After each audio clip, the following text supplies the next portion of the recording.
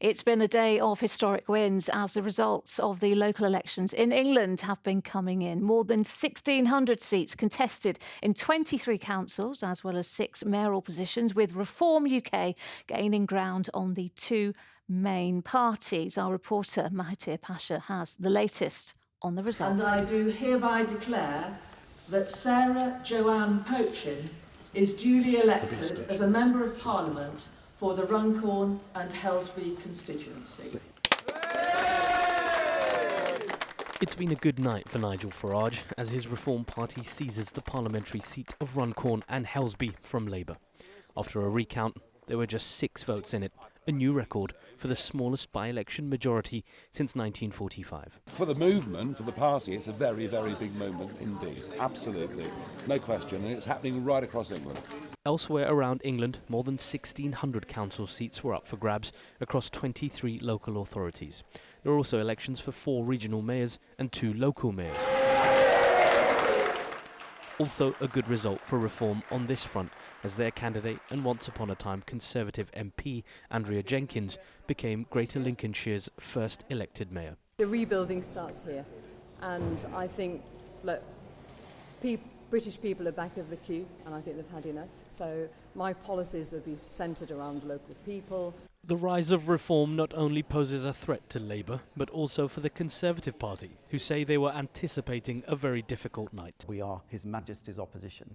So all the terrible Nigel policies... Farage says he should be the opposition. Well, there's now back up to 5 of them in Parliament, and we will still have thousands of councillors across the country even after tonight. So that's just statistically not true, as well as, evidently not true. It's the kind of spin you expect from Nigel Farage, and he's a very good politician, but it's not credible. Labour are adamant their losses aren't so bad, and the scale of the changes they say are required will take time. There's been a number of results that have been counted overnight. Obviously, we've held the mayoralties in the west of England, in Doncaster, in North Tyneside, the result in the parliamentary by-election in Runcorn. It's hard for incumbent governments to win parliamentary by-elections. As more results continue to trickle in this afternoon, we're still yet to see the full picture. But the Reform story is already clear. Mahatir Pasha, ITV News. All right, let's go to our political correspondent, Shihab Khan, who is in Grimsby for us today. Shihab, it's been an interesting set of results in the north of England. What's the mood like where you are? Well, to give you a bit of an indication, we've been stood here for just a few minutes, and although we don't condone this type of behaviour, there was a car that zipped past me a few minutes ago and a gentleman shouted Reform out of the window and pumped the air with his fist, and I think that gives you an indication of how a lot of people in areas like this are feeling. There is a lot of counting still going on when it comes to the local elections, but the early results do indicate that Reform have done very, very well. Suggestions they might take full control of councils both in Lincolnshire and Staffordshire. Here in Grimsby, and the reason why we are here is because there was a race for the newly elected Mayor of Greater Lincolnshire. That was won by Reform. Andrea Jenkins has been successful there. It's significant for a number of reasons. Firstly, it's the fact that she's a former Conservative minister who is now standing for Reform, and it is Reform's first mayor. It will make her one of the most significant and senior politicians for Reform UK. It also allows us to see what Reform is like when they're actually in charge of a significant budget, £24 million.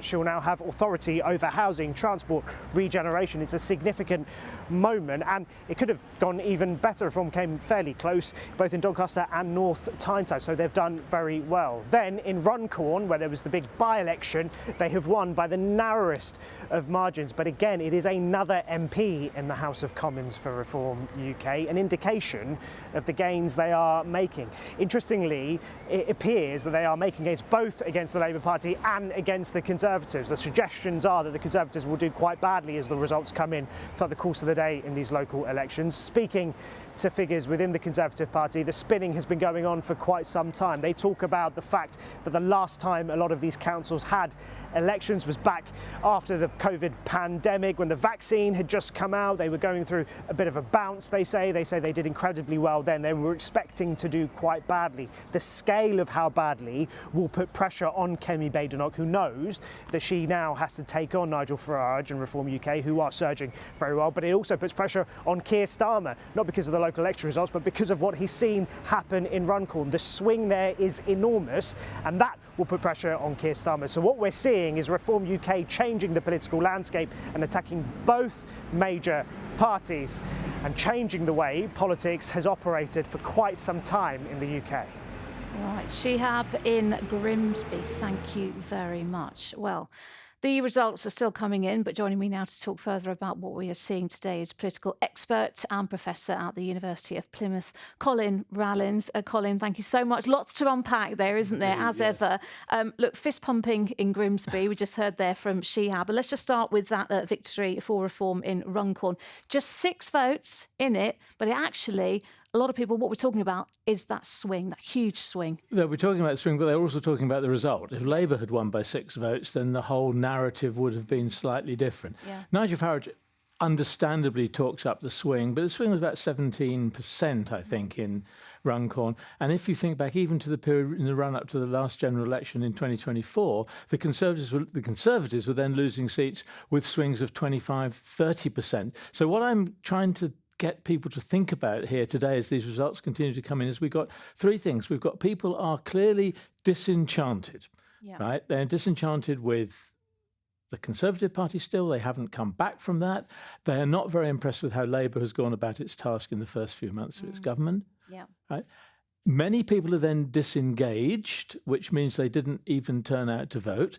So if you then begin to look at some of these results, so say, well, this person won with 35% of the vote or whatever it was. And if you then consider that the number of people actually voted in that area, you will discover that they've actually got the positive support of no more than at the very best 1 in 5 of all electors, despite our man, fist pumping in Grimsby. And then the other thing I think is really important to note is volatility, right? The electorate, yes, it's disenchanted. Some of them are disengaged. The other people are swapping parties in a way that they didn't used to do.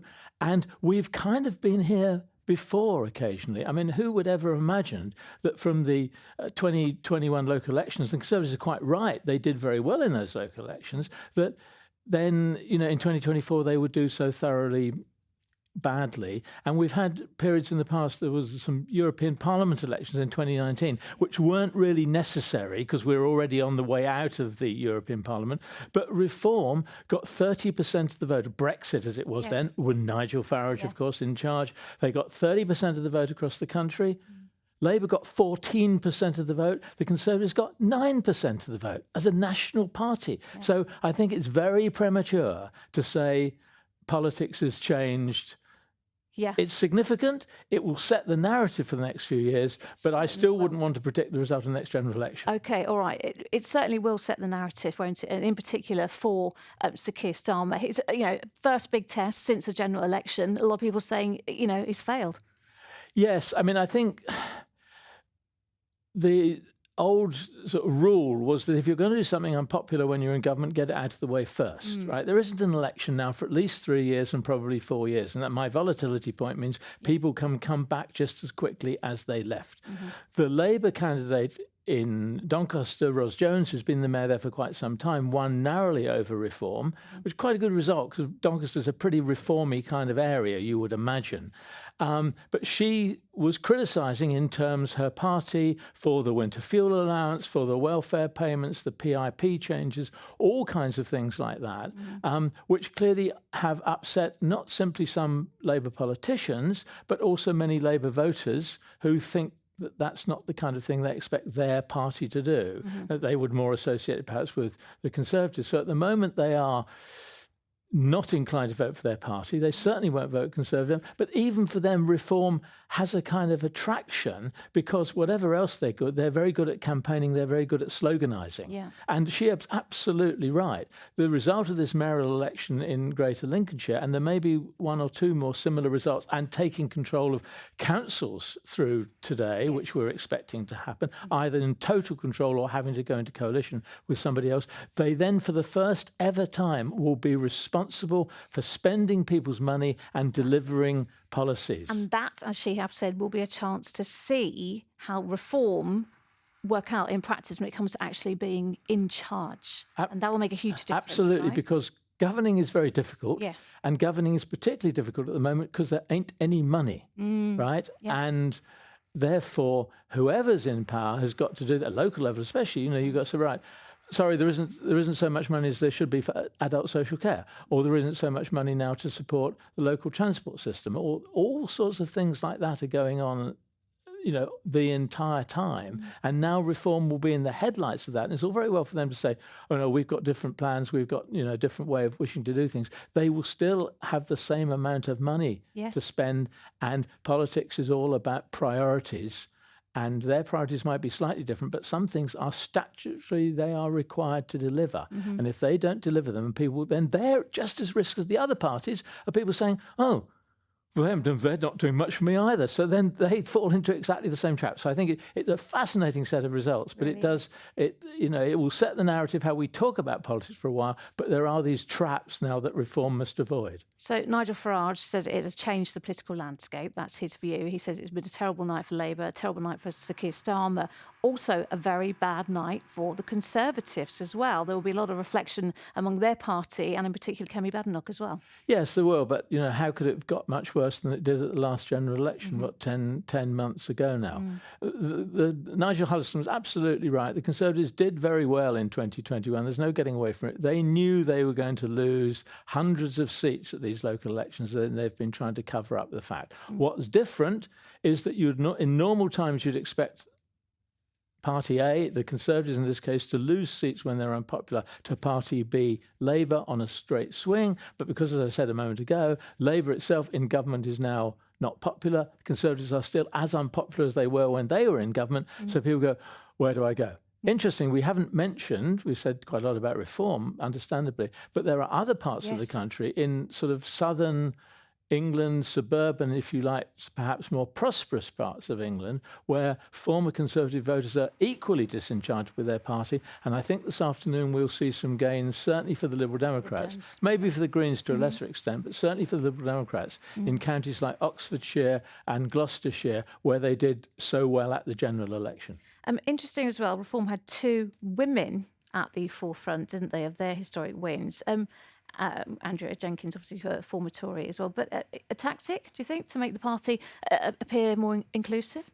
I think, or coincidence? I think if Mr. Farage was here, he'd be a bit irritated with you by that question. Yes. Because I think they've tried pretty hard to get away from that image. I think some of the Reform candidates in these local council elections probably don't stand too much in-depth inquiry, shall we say. But at the top, and the people who are going to be most in the public view, they've taken a lot of care in making sure that they represent not only women, but also ethnic minority candidates as well. And of course, one of his senior colleagues is indeed from, British Asian, I think. You said it was obviously too soon to make a call, but when you do break down the numbers, when you look at what's happened overnight, what's still coming in throughout the day, what do the results potentially show us about what could potentially happen next general election?